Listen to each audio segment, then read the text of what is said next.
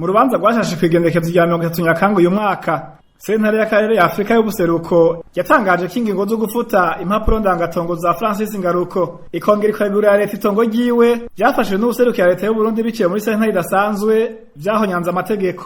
Kuri ubwo rero sentare y'akarere ka Afrika y'ubuseruko yaciye itegeko waseruko ya leta y'u Burundi ko asubiza buno bwango Francis Ngaruko impapuro ziwe ndangatongo canke muguri iryo tongo ifatiye ku gaciro rigeze ko uyu musi.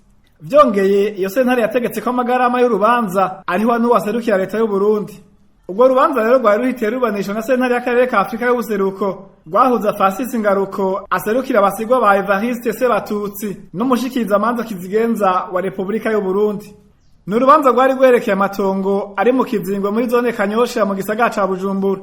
Nkuko biri mw'ikopi y'urwo rubanza, mu mwaka wa 2014 umugwi w'abanyagihugu wo muri Kizingo warituye umugwi w'igihugu ujeje gutatura amatati y'amatongo n'andi matungo CNTB wemeza ko ari bo bene amatongo.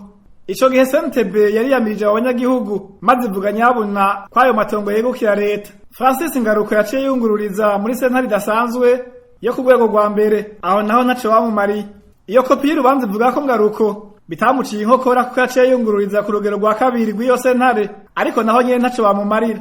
Ubwo rubanza rero rukaba rwahavuye rucirwa na sentare y'akarere ka Afrika y'ubuseruko, aho Francis Ngaruko yari yayituye mu mwaka wa 2019 maze gwakira muri Ruhuhuma mu mwaka wa 2020.